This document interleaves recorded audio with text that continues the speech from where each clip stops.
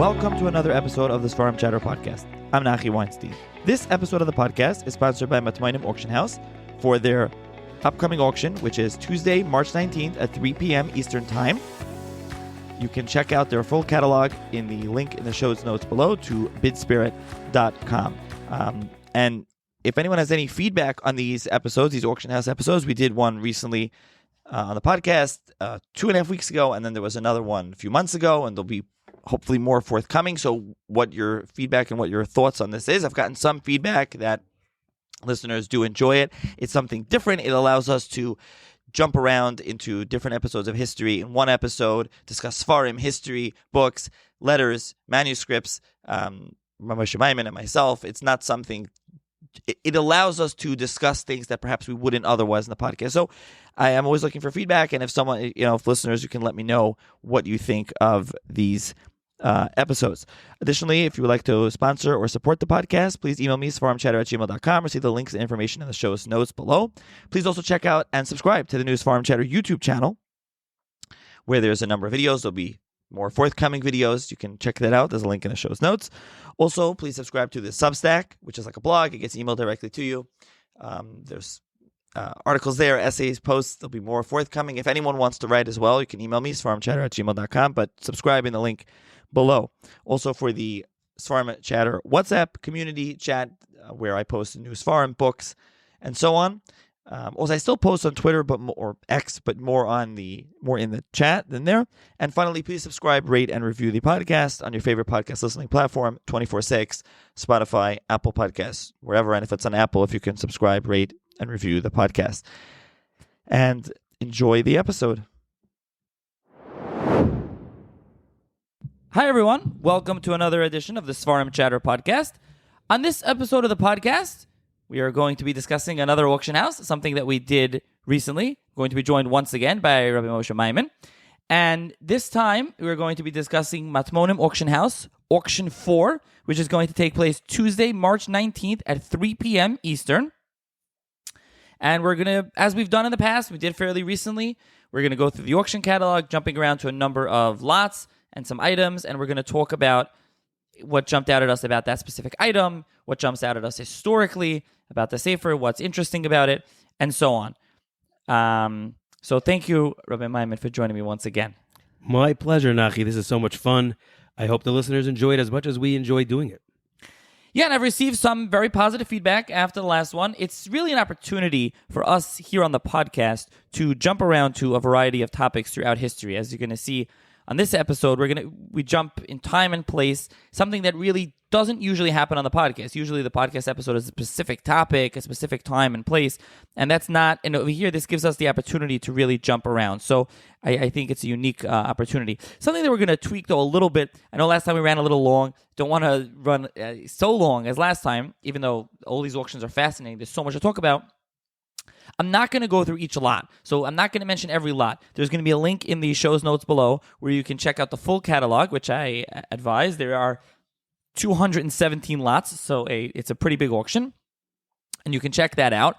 But what we're going to do is we're going to go through the lots that either we have a lot to say or a little bit to say, and the other lots I will leave it possibly at the end of the podcast. We'll have some kind of a rapid-fire segment, just mention some of the other interesting lots.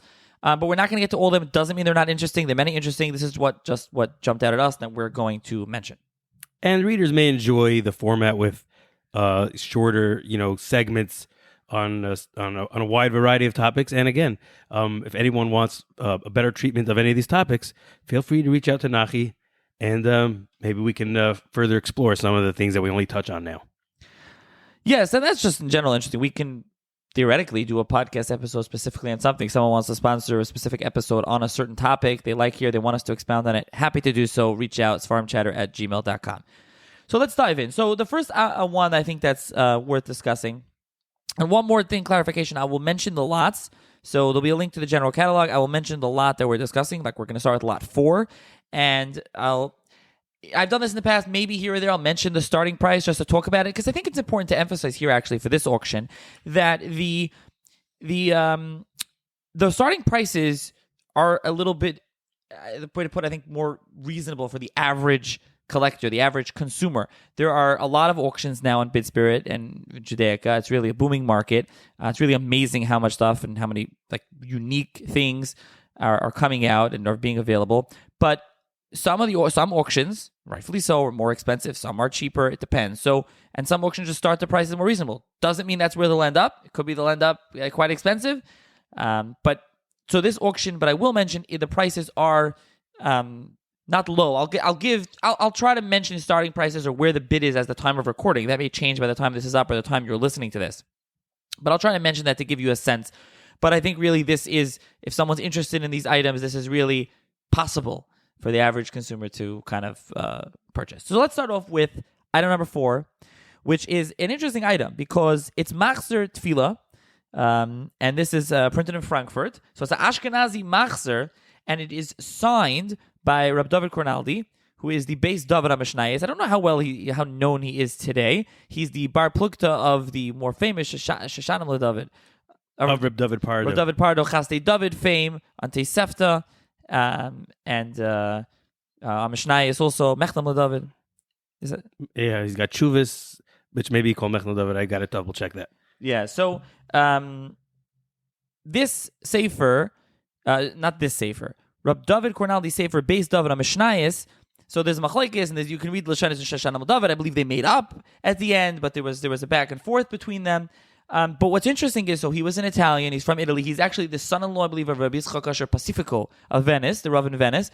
And so he's an Italian. And Italy, as listeners of the podcast probably aware at this time, mentioned this a number of times, there's a number of communities. You have the Italian community, the original Italian. You have the Ashkenazi community. They came originally from Germany and Ashkenazi lands. And you have the Sephardi community. So, people assume different things about Italians, but you have to know what they were. But what's interesting to note here is that Reb David, this is his signature on this item here, lot 4. So, it was evidently Ashkenazi. He was davening from Ashkenazi Siddur. I guess you could say he just had the Siddur, but probably he davened from it. This was his Siddur. Yeah, that is interesting. So, moving along is worth mentioning. And again, I'm going to skip through things that there's various items that are just worth mentioning that we're not going to mention. So, lot 8, there's Nefusis Yehuda from Venice with Madur Rishon and with Hagois of a Venice. And I'll just mention it. So when I talk about prices, just to give you a sense of, this is from 1589 from Venice, and the current bid on this is $200. So it's missing the last 2 pages. Well, it is missing, so it's something that you have a chasser, but at $200 in 1589 is, It's an amazing price. It is one of the fundamental Sfarim of Drush, very colorful from that period. He's a Renaissance man. In his Drushim, he talks about the chachma of music and things like that. There's a famous quote that the brother of the Kitzois HaChoshen, in his Akdama to the Kitzois, this is the author of the Trumas Akri, and he quotes Mahari Moscato. This is the first time I ever heard about Mahari Moscato, was when I saw this in the Kitzois, and he quotes from this Nefutzes Yehuda, that if someone were able to travel and rise above this world and look down and see the wonder and the splendor of the world, that would not be sufficient as an experience unless they were able to come back and tell people what they had seen. And that's from Mahari Moscato, and that's in this Nefutz Yehuda, so that you can find these kind of gems, a real classic of Drush, and here again at starting at a very, very low price. Yes, so that is lot 8. Moving along, I actually skipped over. Lots 7 and 11 are actually kind of related. They're just worth mentioning. Lot 7 is a Medrash Shmuel on Pirkei Avos, or Shmuel the Usidia, the Talmud of the from Tzfas, and that right now is a bit of 340 at the time of this recording. And then lot 11 is Lechem Dima. That's his commentary on Eicha with a start price of $300. Okay. Let me jump in here with lot 16. Lot 16 is the sefer from Reb Shlomo Al-Ghazi, the Ratzuf Ahava, the first print of the Ratzuf Ahava. It's a tough test, 1649. This is a fascinating sefer because it's full of everything. There's some confusion about the name Ratzuf Ahava, and that's because he originally intended it to be append it to an earlier sefer of his called Ahavas Olam. Ahavas Olam is drush. The Rutz of Ahava was going to be Rutzuf to Ahavas Olam. It was going to be appended to Ahavas Olam and include more charifas, more pilpul. The Chida calls it Churfa Amitis. This is true charifas. This is an amazing work of pilpul with the Divrei HaTosfos, and that was going to be appended to Ahavas Olam. Now, when he appended it to Ahavas Olam, he already renamed Ahavas Olam. And Ahavas Olam is now called Apirion Shloima. So if you open this sefer, you'll see on the left side, it says Rutz of Ahava, and you look on Amud Beis, it says Apirion Shloima. And which sefer it is, like if you look in the Chida in Shem HaGdolim talks about all the Sfarim of Shlomo Al-Ghazi, which he arranged according to the Rashi Tevis Rebbe Shlomo Al-Ghazi, pretty amazingly. He worked it out, but this sefer is missing. That's only because he has it listed under the second title, Apirion Shlomo. But a very important sefer from one of the Gedolei Hadar of his time. Now let's jump ahead to Lot 21. Lot 21 is a fascinating lot. This has a full set of Shas, of the Sulzbach Shas, 1755, 1763. So Sulzbach is near Frankfurt am Main in Germany. And this is a Shas that it's involved in a polemic. And it was actually paskined, it was danned for Sreifa, to be burned. And so this is a full set of the Shas, beautiful. It's in a binding with, you can see with the clasps. Anyone should look at it. You should go look at it and you should check it out as the clasps. It's a leather binding. And I was told, I don't know, the Matmonim auction house told me that they were told that it's a pig skin binding. That I don't know, but you can see the leather binding. There's red lettering on the sharp letter. I mean, it's a beautiful, nice big Shas, 9 volumes. But let's talk about the controversy over this Shas. So what happened was, and this is printed again in the 18th century, at that time Amsterdam in the Netherlands was one of the main printing centers in Europe. And so at the time, the brothers Proofs, anyway, Achim Proofs, if you see Proofs, you see they have their kahanim, and you always see the symbol of the kahanim with the hands, with the symbol. If you'll see that, if you're familiar, anyone's familiar with an Amsterdam sefer, you'll see that on the sharblat, usually somewhere on the inside. There are descendants today who go by the name Proofs that are kahanim from this very family. I know some of them. So you can see it and in their farm. So they were in Amsterdam, and they had permission for the Vad Arba Rotzis. The Vad Arba Rotzis was in Poland, essentially the Kingdom of Poland, and it was a rabbinical body. There's a lot involved, and we're not going to talk about them extensively, but they were very powerful for a while. And they essentially gave a privilege, a printing privilege. I've done a podcast earlier on about the Jewish copyright law, which comes up with Hasagas Gvul. That's what the original Haskamas were for, when you give Haskama to a sefer. And so they gave them a 25-year, they gave them a Rishus to print the Shas. And at that time, the Sulzbach Shas comes out. So there becomes a whole brouhaha in Europe, and what's going on with this. And there are some Rabbanim, and they don it, and that it should be burned or bury it, because you can't learn such a Shas. You can't do something like this, Hasagas Gvul. And actually, I forgot to check it up, but it does say in the catalog here that it's printed in the Pinkas Vad Arba Rotzis, Siman Tovshin Lameches, Tovshin Lameches, Tovshin Lametes, page 403, 405. I meant to check it up. That is, the Vad Arba Rotzis was printed at Pinkas. I think Mossad Bialek, Israel Halprin printed it, so you can look in there.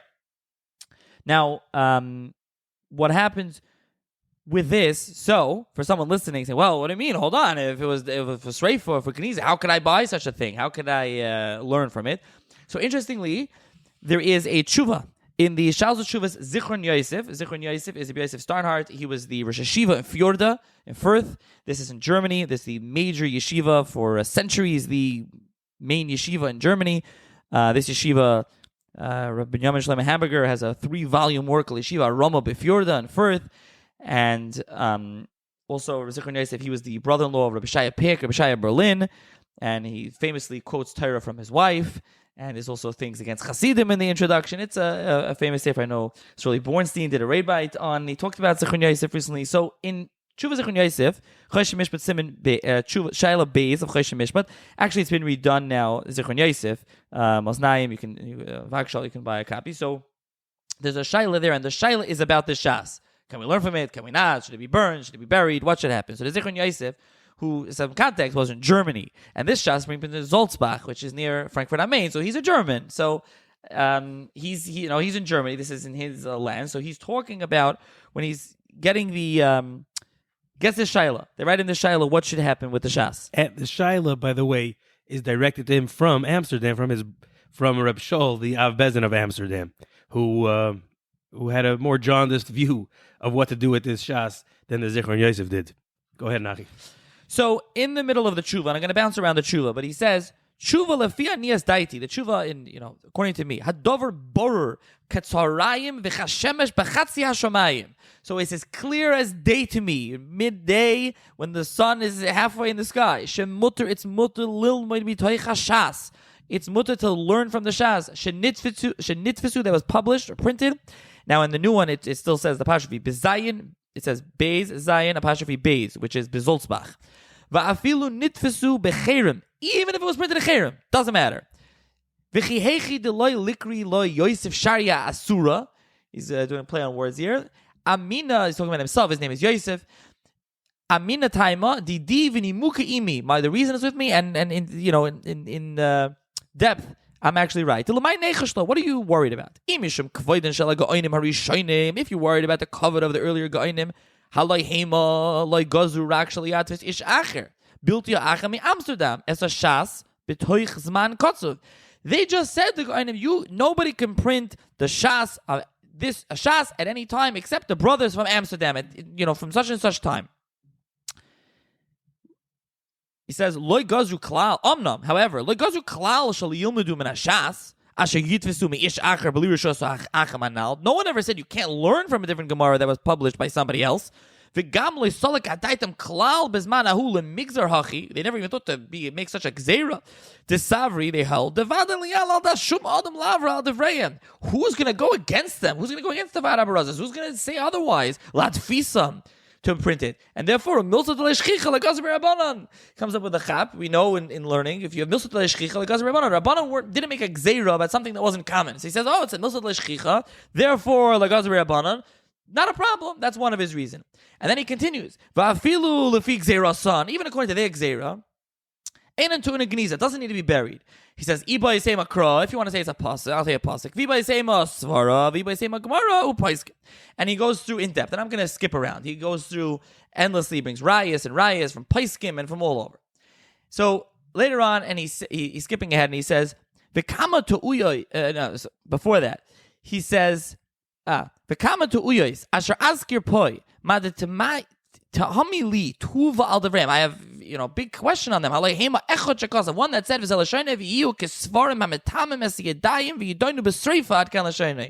like a sefer that's metame yudayim and has to be burned. He says, you can't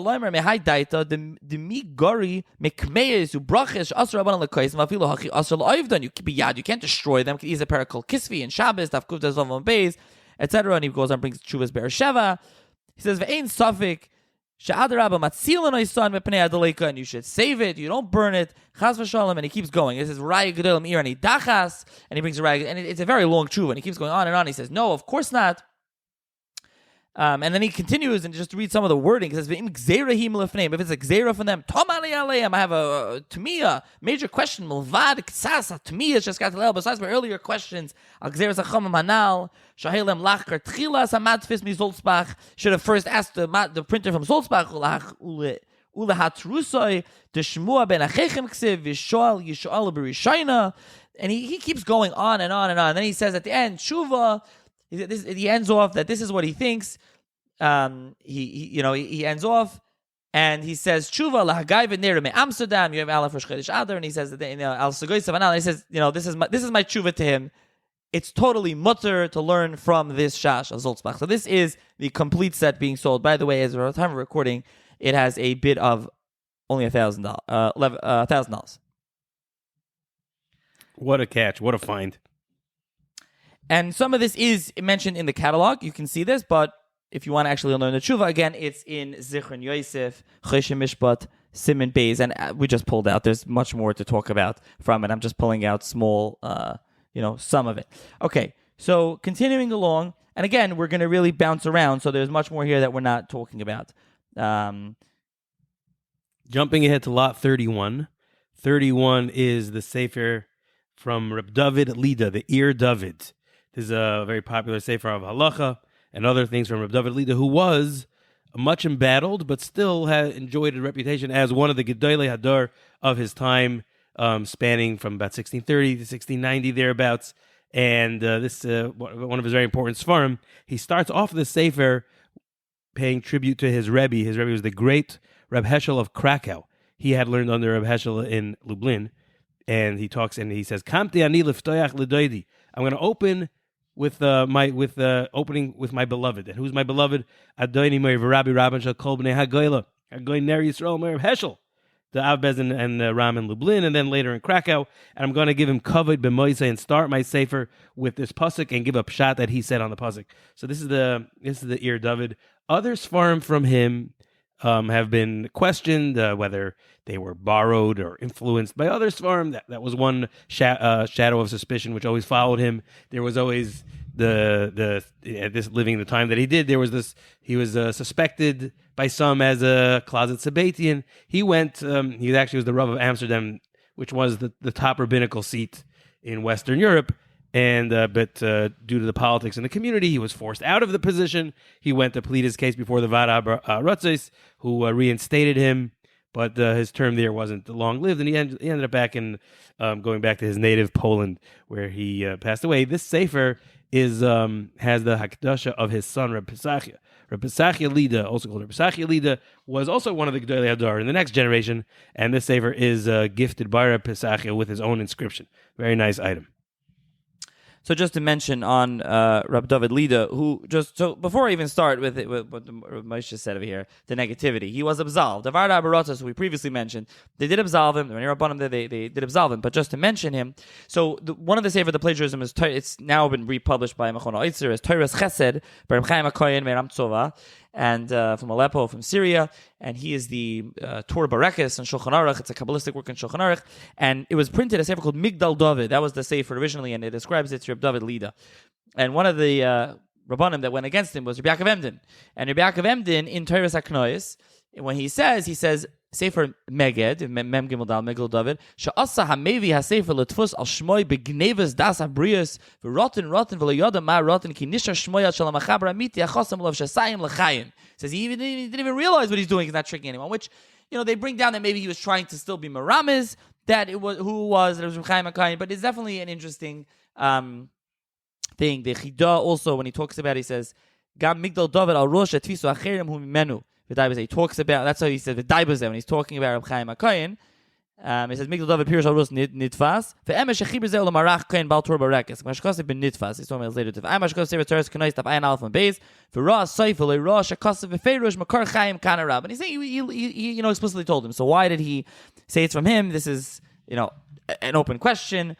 But some other Sfarim. So this is the one here at auction. Lot 31 is Ir David. There's no question of plagiarism as far as on this sefer at all. And again, Reb David Lida was a big Talmid Chacham, major rabbinic figure at the time. And this has the signature of his son Reb Pesachia, who was the mighty Lord. He was the publisher. There's Torah from Reb Pesachia inside of this.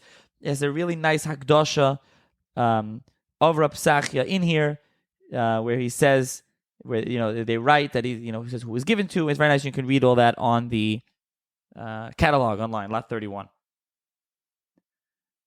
Ramesh, I'll turn it over to you for lot 34. Lot 34. 34 is the Pirush of Reb Chaim Palachi on the Haggadah Shel Pesach. The name of the Pirush is Chaim LaRosh. And what's very unique about this Pirush is this is one of the first Sfarim that he was able to put out after the Great Fire in Izmir. Now, the Great Fire in Izmir was a traumatic event which echoes throughout Reb Chaim Palachi's Sfarim. He mentions it almost in every one of his Sfarim. A terrible episode. He describes it. It broke out right after Tisha B'Av in 1841, and he says it was almost supernatural, the amount of devastation, because most of the homes in Izmir at the time were built of stone, but nevertheless the fire raged on, specifically in the Jewish community, in the Jewish area there, and he says it left almost 2,000 people homeless. It was just tremendous devastation. Almost all the shuls were burnt. All the Sifrei Torah were burnt. And what bothers him most, and he keeps bemoaning this over and over and over again, is the loss of Sfarim. Not only his own writings, which were many and plentiful, and those were lost as well, Sfarim from his grandfather and a lot of things he had in his own home, including many manuscript copies of Sfarim from Kadmonim, even some things from the Rashba, things from what bothers him most. He talks about the Shevet Musar the Shevet Musar had a Pirush on Yerushalmi, on the Agadis of Yerushalmi. He says it's only printed up to Masechet Sukkah. The rest of it, he said, I had it in manuscript, or maybe he didn't have it, but it was in Izmir in manuscript. And he says that Pirush was awesome. Anyone who learns that Pirush is involved with Yirah Shamayim and Chachma and Das, and that was lost. So he says, and that bothers me even more than the loss of my own Sfarim. Terrible, terrible event. And again, and it took a long time for the community to recover from this. There's one tshuva that he, in one of his tshuva Sfarim, Reb Chaim was asked shortly after the event, apparently, that in one chutzner, in one courtyard, there were numerous shuls, and most of the shuls were burnt down, but one they managed to save. The firefighting being what it was at the time, they couldn't save much, but they did save one of the shuls. And they came to ask him, should the people who belong to the shul, should they make the brach of Hatoiv v'Hametiv because their shul was speared? And Reb Chaim Palachi writes he's against saying Hatoiv v'Hametiv for a number of reasons. First of all, you would make that Hatoiv v'Hametiv if the shul came about, in against maybe negative circumstances, but a good positive thing happened. But this is not something that happened. It just was saved. So that wouldn't warrant the Hatoiv v'Hametiv. Another thing he says, it's not an open miracle that it was saved. There were the efforts of man and people, firefighters. So that doesn't warrant the Hatoiv v'Hametiv. And the most important reason he says not to make that Hatoiv v'Hametiv is because it's against the backdrop of such horrible devastation, so much suffering. So you're going to make a Hatoiv v'Hametiv because of the one shul that survived. And this is a very poignant point, which I think about, in recent events, when there's tragedies befall Jewish people, and the extent of the tragedy is so terrible, it doesn't. Sometimes it rubs me the wrong way when you hear people celebrating individual acts of salvation, which are great and they're worthy of celebrating, but not when the wounds are still fresh and still raw. And that's the point that Reb Chaim is making here. So this was a very traumatic event in 1841. He did manage to save some things, and then he later reconstructed what he couldn't save. And one of the first farm that came out saved from this fire was this Mutzel Me'esh, saved from the fire was this Chaim L'Rosh on Haggadah Shel Pesach from Chaim Palachi. And to boot, this particular copy of Reb Chaim Palachi was gifted by him to someone who, in the community, a rabbinical figure in Izmir, who inscribes it and says that he got it from the author. And there is, in fact, one line in the Sefer that was added in by the author. So Reb Chaim Palachi did himself make an addition in this in his own handwriting in the Sefer. So this is a very fantastic item as well. Yeah, and that is number 34. And just to mention, Reb Chaim Palachi, he was, for those who don't know, he was in Turkey. He lived 1788 to 1869, so a long life. And he is, was he the Chacham Bashi? He wasn't Chacham Bashi, but he was the Avbezdin of Izmir. And he did manage to subsequently publish as many Sfarim as the Gematria of his name. So there are 68 Sfarim, which he numbered himself, by the way. The Chaim Palachi Sfarim are unique because they all have a little number at the bottom. This one is number 9. There's always and on the title page, in a bracket at the bottom of the title page is a number, and he did make it up to 68 Sfarim that he published of his own Torah. And imagine how much more there was that was never lost in the fire. Yeah, that's what I was going to say. Anyone that knows Reb Chaim Palachi, and today, many of them have been republished, and by Mechon Shuvi Nafshi, and so he has so many Sfarim, and there were more that were lost. So Lot 35 is something that's very interesting. It is a Sefer Rav Poelim of the Ben Ish Chai. This is the first print, and it was printed in Yerushalayim, and it has the Hakdosha, the signature of the Ben Ish Chai, Rebbe Yosef Chaim of Baghdad, and it says Kodesh Lashem LeMedrash Ira Kodesh Tzfas. So it was given to Tzfas by him. And this is pretty unique because the Ben Ish Chai, there's many manuscripts, many writings in there. He's a prolific writer, and you see on auction all the time there's things coming out from the Ben Ish Chai. But a sefer with Hakdasha for him to the Beis Medrash in Tzfas, which is interesting also because the Ben Ish Chai in 1869 travels to Eretz Yisrael, and he goes around. Famously, he travels throughout Eretz Yisrael. He ends up going to the Kever of Benayo. That's why, for those familiar, the sefer on Agadah is called Benayo, Ben Yada, and he travels around. So he obviously has some sort of connection to Tzfas that he ends up when he publishes his sefer later. He dedicates this sefer to the Beis Medrash in Tzfas. And this is Lot 35, and currently there's a $1,200 bid as the time of this recording.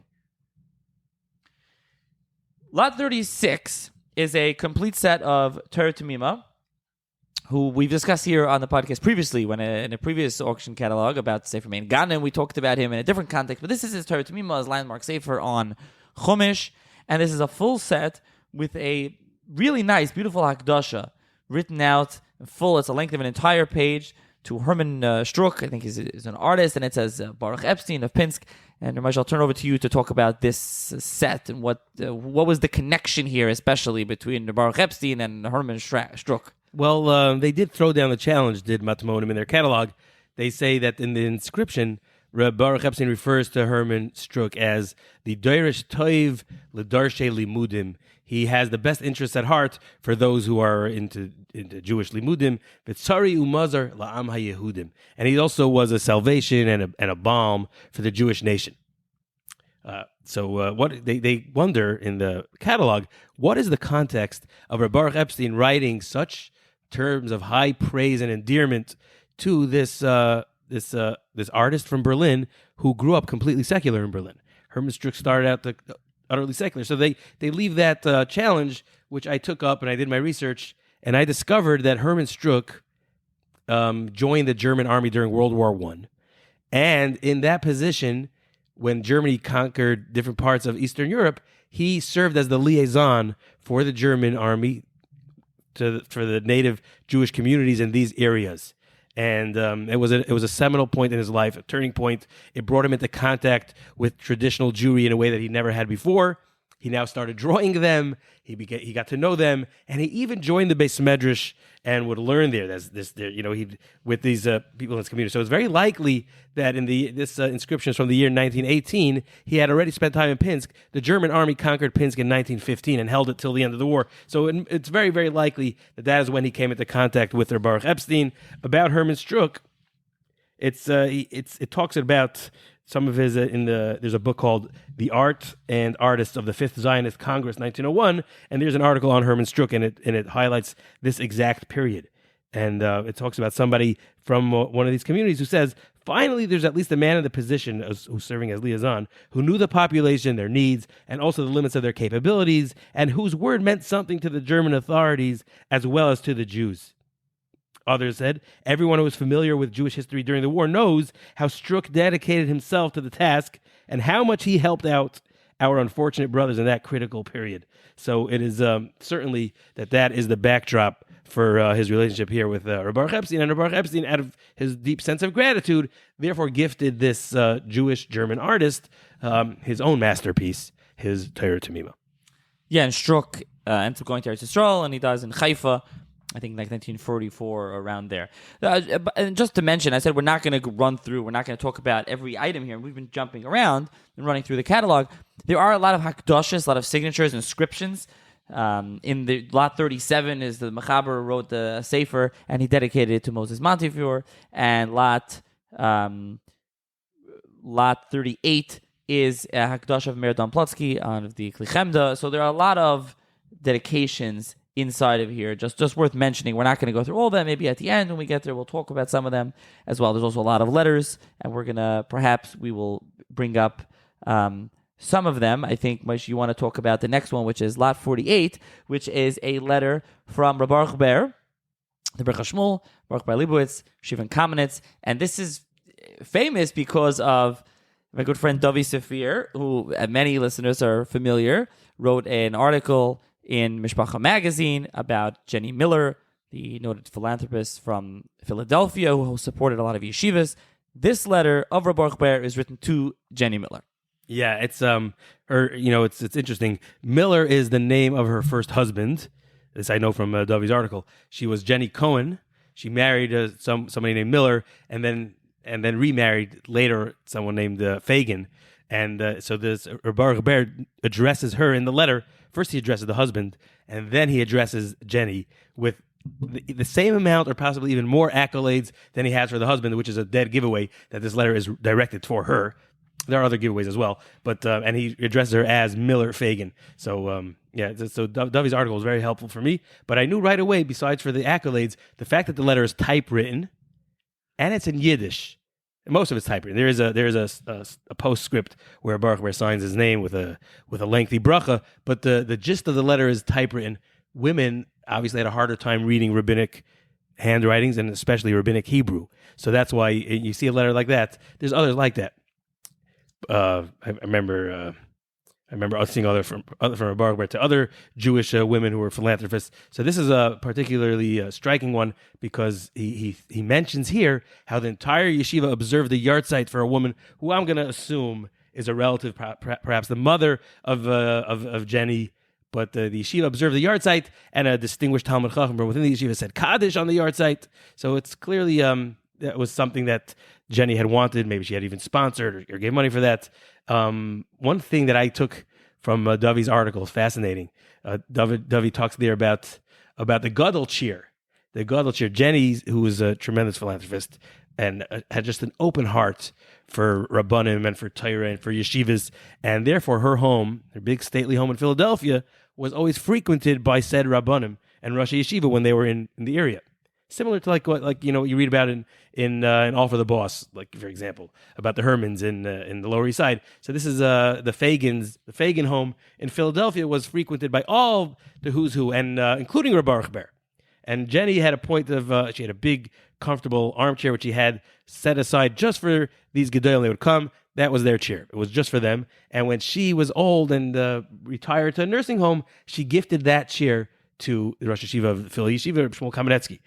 Just a few weeks ago, I brought my yeshiva to Reb Shmuel's house, and I hadn't remembered this point from the article. But somebody said, "This is the chair. That's that chair. That's the Gadol chair. Sit in it." So I did sit in it just a few weeks ago. So if that does anything for you, I hope it does it for me. But this is a phenomenal letter from Baruch Ber. It's one of the last he's written, maybe the last. It's written in Tevis Tafresh Tzadi Tes. Shortly before he passes away. So a very unique letter with his chasima. That's lot 48. That's 1939, Tafresh Tzadi Tes. And so, yeah, I, as you mentioned, I'm not sure who he's writing to. I didn't get a chance to ask Davi who this was written about, that they're saying in yeshiva. I remember from the article, there was also I think it was the niece or the adopted girl that she was nifteres. Maybe that's her. I don't remember. I'm not sure who they were in the yeshiva. And he says, yeah, it's written, the first top part, it's about 10 lines. It's in Yiddish. At one point, it says, "A größer Talmud Chacham von unserer heilige Yeshiva hat gesagt Kaddish," and Baruch Ber. And then after that, you have Baruch Ber's handwriting, which always slopes downwards to the left, and you have about 6 to 8 lines of Baruch Ber, in handwritten. Then it's stamped with a Baruch Ber stamp. So it's a nice letter with a current bid on this lot of $1,500. That is lot 48. There's a bunch of other letters run through and bounce through. Moshe, what is the next item that you have to talk about? Here on lot 51 is a letter from Rav Isser Zalman written to Rav Unterman, who later became the chief rabbi.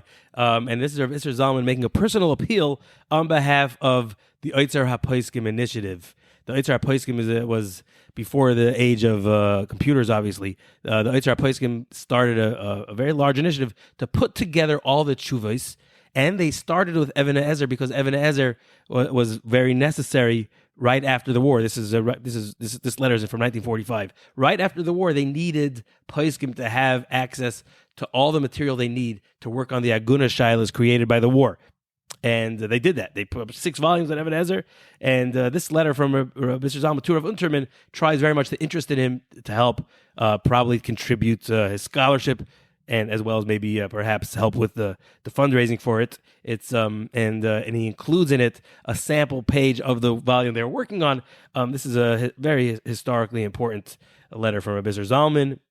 There's another lot that caught my eye is lot 62. Lot 62 is a letter written by Baron Rothschild's his attaché in Rishon LeZion in the new yeshiv. The Baron controlled his philanthropy by having someone on site that would distribute the money, and these people often clash with the settlers, primarily because these people were very, very secular, coming from Paris or wherever they were coming from, and they didn't have no commonality with the energetic and idealistic Eastern European, particularly immigrants who were settling these the new yeshiv, and they often clashed. Eventually, it caused the Baron to withdraw all his support, and he invested it in other ways. So this is a letter from one of these, the head of this, the secular head of this moshav, written to Reb Shmuel Salant. And it caught my eye again, the fact that he's writing in Yiddish, but he's writing in Rashi letters. Probably he's just so secular, he never got used to writing in the rabbinic cursive. So he has to write in Rashi letters to Shmuel Salant, because otherwise Shmuel Salant wouldn't be able to read his handwriting. So, but it's an important letter, which does show a lot about what was going on, the tensions at the time, the struggles they were having, and this is right before eventually the Baron just pulled the plug entirely. And that leads us right into Lot 64. Lot 64 also ties in. It's an earlier letter. Lot 64 is actually what are they called? A broadside. It's a broadside about supporting the Yishuv in 1889, which is an extremely significant year. 1889 was Shemitah, and in this Shemitah, there was tremendous halachic tension. A lot has been written about it. There was a very excellent book Sam Finkel wrote called "The Rebels in the Holy Land" about the people in these yeshuvim. The people in these yeshuvim wanted to keep Shemitah, but there was the fear that if they kept Shemitah and they could not produce, then the whole entire enterprise would fail. So Rabbanim in Europe worked on arranging the famous or infamous Heter Mechira, depending on your perspective, the Heter Mechira, to be able to continue working the land in some capacity through Goyim or whatever, to continue working, and the pushback from the Rabbanim of the Yishuv, the Rabbanim in Eretz Yisrael in particular, Rabbi Shmuel Salant, and the Maharal Diskin, where it was that no, you can't do any work. We're finally renewing the Yishuv in Eretz Yisrael. We got to keep the laws l'chumra. We got to keep the Torah exactly how it was intended. For the first time in so many thousands of years, we can now keep Shemitah again. We can't fritter away such an opportunity. So that was the tension here, which is detailed in Sam Finkel's book. And this letter is, how are they going to survive? If the Baron wanted them to work and they wouldn't work, there was going to be no funding from the Baron. How would they survive? So this is the time-honored Eitzah was, you were going to survive on donations from Chutz La'aretz. So this is a broadside imploring the Jews in Chutz La'aretz, please support the Yishuv as best as you can. And at the bottom of this letter is reproduce the Isser from Shmuel Salant and Maharal Diskin, where they write that the Heter Mechira is not valid. There's nothing you can do. They have to keep the Shemitah. And at the bottom, the Maharal Diskin adds in his own handwriting his personal blessing for anyone who would help the Yishuv keep the Shemitah. So it's the broadside with the history, and it's Maharal Diskin's handwriting with his stamp. It's of utmost historical and sentimental importance. And so a broadside, for those unfamiliar, is like a pashkavil. You might be familiar with it. It's something they hang on the wall. I think also there's Shmuel Salant is signed on this as well. On this broadside, I think sure. He signed as well. He signs the appeal, and he signs at the end too. Yeah, exactly. And there's many other letters and signatures. I know Lot 66, which maybe I more want to talk about. This is a letter from the Sdei Chemed, written to Rabbi Yosef Zechariah Stern, the Zecher Yosef. Yeah, it's only the end of the letter. The beginning we don't have, but we can pretty much construct what's going on here just from the end. This is a letter where the Sdei Chemed bemoans the fact that he's limited in his ability to send out Svarim. He had wanted, when he made up with a printer, the printer would give him a certain amount of copies as the author. He gets his own set of copies, and the rest belonged to the printer. And he had figured, how many do I need? He had calculated, I need yay amount to be able to distribute to the people I want to distribute to. And he fell, his estimate was very, very short. So he didn't have enough Sdei Chemeds to give out. He writes, I don't want to give them out for money. Some people will send Sfarim hoping that the person who gets the Sefer will send back money for him. This is a common practice for 100 years. But the Sdei Chemed says, I'm not interested in that. I want people learning my Sfarim. I want to be able to send it out to Talmidei Chacham who I know will learn them. And now I'm limited. I'm going to have to, in fact, buy Sfarim, buy my own Sefer for full price from the printer. So please, he begs Rabbi Zechariah, please understand my limitations, probably apologizing for not being able to continue sending as much as he had before. And it shows this is one of those letters where he's just wearing his heart on his sleeve, so to speak. You see the Sdei Chemed's love of Torah, you see his nobility of spirit, and you also see Rabbi Yosef Zechariah, who uses every bit of paper to jot down chidushim from his never-ending flow of chidushim, which he writes on the back of the page. He just scribbles. It's his own hand, very, very easily recognizable handwriting, where he's writing his chidushim on the back of this letter. Very interesting item. Yeah, the Sdei Chemed is Reb Chaim Chizkiyahu Medini. This is around, he's a 19th century Rav. And so Eretz Yisrael. Let's talk about the lot. We'll jump ahead to lot 84, which is interesting. It's called Yad HaChazaka. It's a travels of Sir Moses Montefiore in Russia. He traveled all over, noted philanthropist and champion of Jewish causes. But what's interesting here, not only is it interesting about his travels, there's a book plate attached to the front, and you look at it online. I can't describe it. It's got lions, and they're holding up spears. It's a whole long thing, but there's a picture, and it says Suras HaGevira, and under the Gevira it says Tav Nun Sadi Veis Hey Teinish Matzah Tzur B'Sor HaChaim V'Isha Aleph Yud Shin Hey, and then it says Shlita, and then there's a picture of Sir Moses reading the newspaper in a stately chair, and he's looking at a painting of his wife. She has a painting of her, and he's looking at her. It's a very unique. Look at it online, you can see, and that's like the book plate of it. So that is lot 84. Moving along, there's a number of other items jumping around over here. We will jump to lot 100. Lot 100 is Birkei Yosef from the Chida. This is the first Rishon in Livorno in 1774 during the lifetime of the Chida. And it looks like from the binding is the original binding. Hard to show on a podcast. The binding, you can see the color. You'd have to look at it. It's a leading bid of $200. This is the first, the first edition during the lifetime of the Chida. Some other very interesting items here that we passed on. There's 88, which has a bunch of chiburim from Maharatz Chias. These are the original chiburim. I know we're in the process right now. I'm working together with Shirley Borenstein. We're reprinting some of Rabbi Margolius' farm, and we wanted to append the Matbeya HaBrachas of the Maharatz Chias. Maharatz Chias, it was very hard to find an original copy. It's a rare sefer. Here we have it, including, they say there's a long gloss, which may be in the hand of the Tiferes Yisrael. They say that's worth looking into. But again, early Svarim, important Svarim, first prints in very good condition. You have lot 94 is what they call it the Sefer Diktuk Eliyahu Halevi Ashkenazi, which we call it the Sefer HaBachur from Rabbi Eliyahu Bachur. We spoke about him in an earlier podcast. It's so heavily used, the Sefer Diktuk, and so scribbled up that you can't even make out the word Bachur on the cover. It says like Bachus. It was just scribbled over, but that's the Sefer HaBachur, which it's the Berlin 1767 edition. I'll mention lot 129 is the Chuvas Marish Dam it's the copy of Rav Shmuel Heller of Tzfas, and I will mention that about Rav Shmuel Heller. There's actually another lot in here with his signature, another copy of Rav Shmuel Heller's. Just recently, brand new book just came out about Rav Shmuel Heller, B'nai Eretz Yisrael, Divrei Yemei Harav Shmuel Heller Mitzvas. Moshe Bialik printed. So there's a brand new bio of him. He's a 19th century rabbi in Tzfas. So that is lot 129, just been mentioning. Then the other one that there's lot 134 is a Sefer Reishas Chachma, B'Liyahu Dividash, and this is an early work. He's a 16th century. He's a student of the Ramak, or Moshe Cordovero, and this is an ethical sefer. It's based mainly on the Zohar, very famous. It was very famous. I think it's still very famous.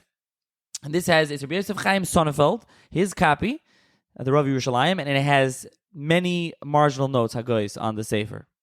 Yeah, and this Sefer, they think, is because he signs his name Chaim Sonnenfeld, they think that this is actually one of a Sefer that he wrote earlier. He may have even written it in Chutz La'aretz before, so he only added the name Yosef at the behest of Maharil Diskin once he came to Eretz Yisrael. But before that, he was Chaim Sonnenfeld. They think this may be an earlier Sefer, but again, it's replete with his comments. It's a Sefer of Yerushalayim. This is the Sefer that made Rabbi Yosef Chaim Sonnenfeld into Rabbi Yosef Chaim Sonnenfeld.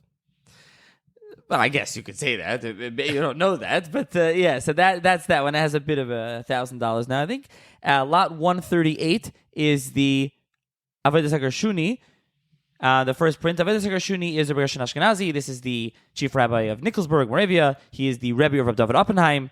Rav David Oppenheim later was also chief rabbi of Nikolsburg and then chief rabbi of Prague. Noted bibliophile as well as being major Talmud Chacham. And so this copy has the Hagoyis. It's the copy with the Hagoyis of Rabbi Yehuda Assad, the Yehuda Yala. This is a Talmud of Mordechai Benet, a Talmud of the Chassam Sofer, one of the main poskim in Hungary in the 19th century. So this is his copy. Lot 140 is Chedushay Torah from the Chassam Sofer.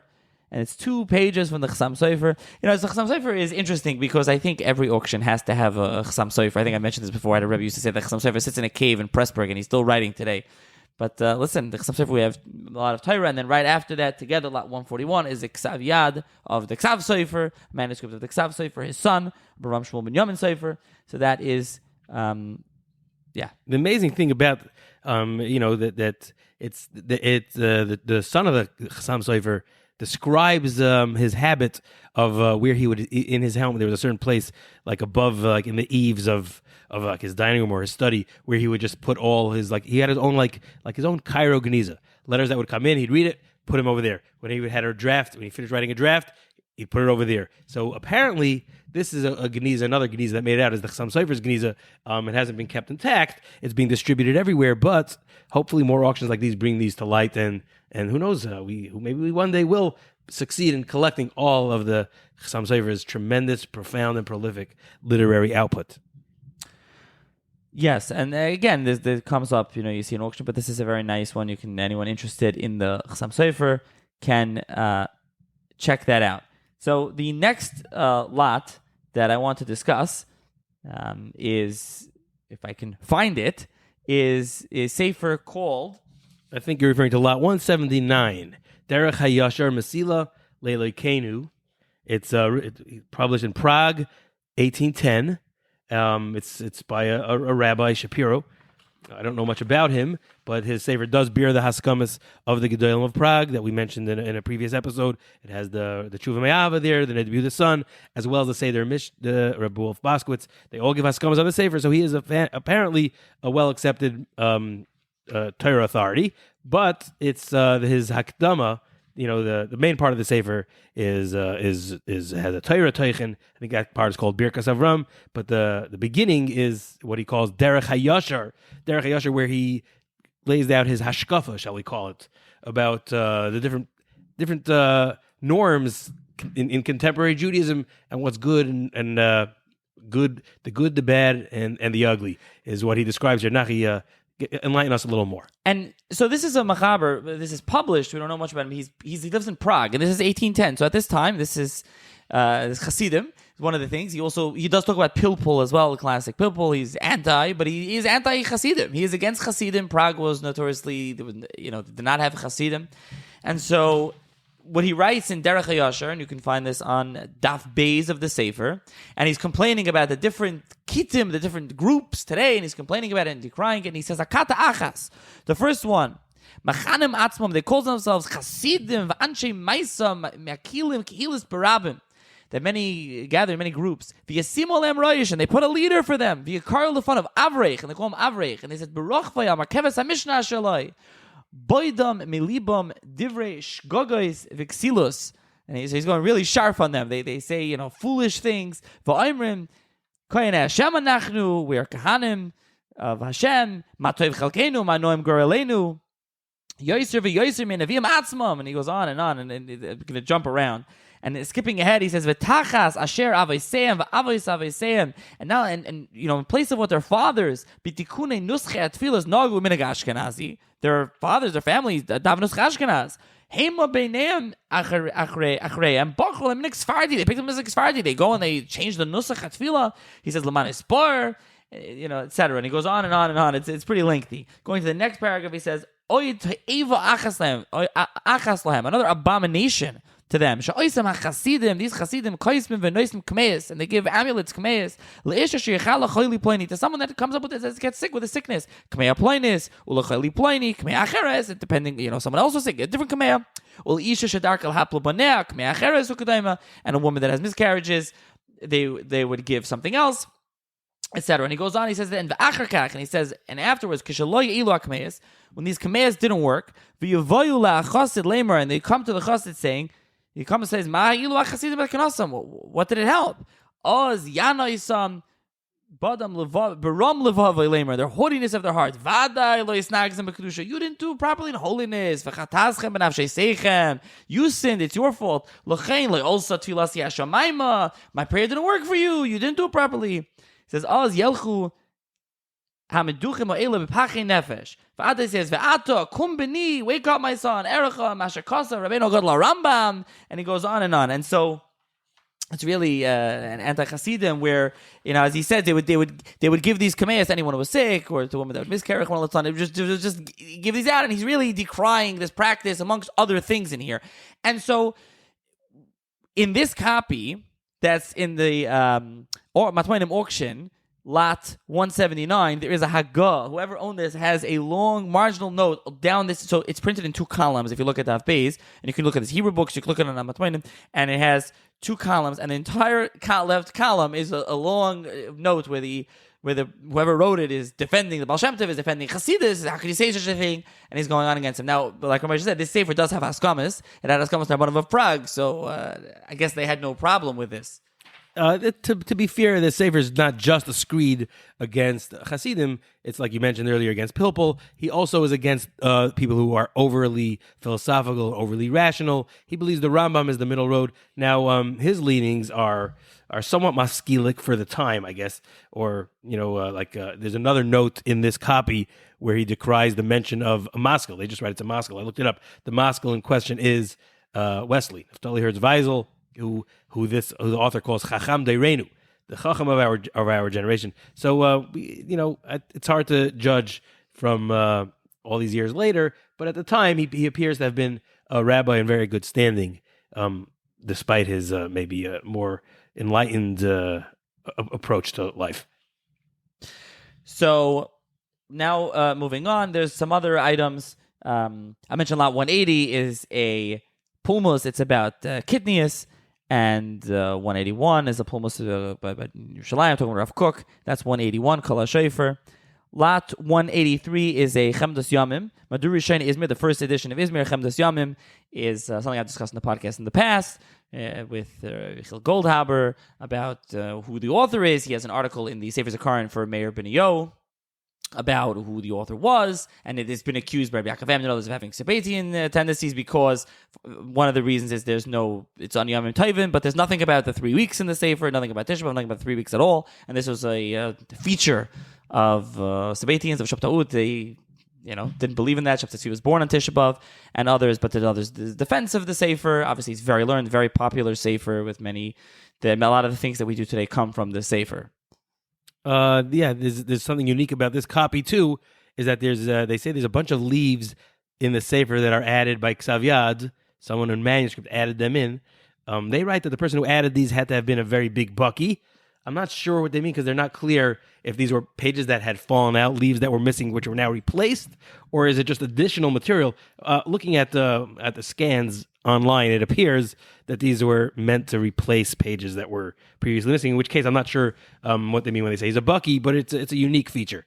And this is something that comes up for the listener to understand with old books. So past the age of manuscript, again, the age of print, but there was no photocopier. So there's no age of photocopy. So what do you do when a Sefer page falls out? Or even, you see this in some old Sfarim, we have part of the title page, even just part of it.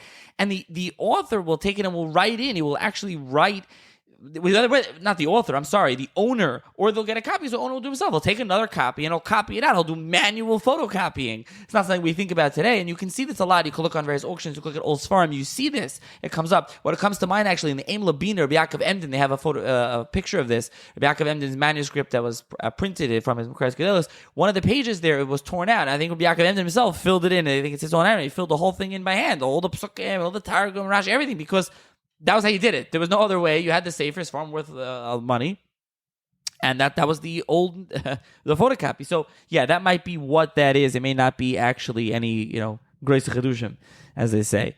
Now lot 197 is Divrei Nehemiah, printed in Berlin, 1713. So talking about Shabtaut, this is real classical Sabbatian stuff. This is Nehemiah Chia Chiyun. What they call it, Nachash. This is the noted Sabbatian where Rabbi Yaakov Emden went to fight against him, Rabbi Moshe Chagiz, and Professor Elisheva Kalbach's book about Rabbi Moshe Chagiz, it talks about in depth about Chiyun. Many wrote against him. Rabbi David Nieto from London, Rabbi Yosef Ergas, many went against him, and this is his Sefer. So if you want to buy some Sabbatian works, you can buy lot 197 of Nehemiah Chiyun. It's got tremendous historical value as well. Obviously, being a sefer pulmus, a sefer that was banned, a sefer that was hunted down, a sefer that was considered heresy and destroyed when they found it. So this is a rare historical work as well. Yeah, I didn't mean to say that, for those interested in it, you have to be, what I meant is you have to be interested in something like this, but it is a fascinating book if that's what you're interested in. It's lot 187. It has a leading bid as of this time of recording of 380. And so as you can see, some of the items I mentioned in the leading bid, the prices are, again, quite affordable if that's what you're, or more affordable, I should say. I should say quite affordable. Depends what you're used to paying for a sefer, although current farm prices in the farm stores seem to have gone up and up. We're almost going to get to antique prices soon. I don't know which is going up quicker, antiques or regular farm. I'm not sure. It may be cheaper to buy a sefer from the 1700s rather than the reprint that you're going to find in the store today. Yeah, it's really that's a different topic for a different day.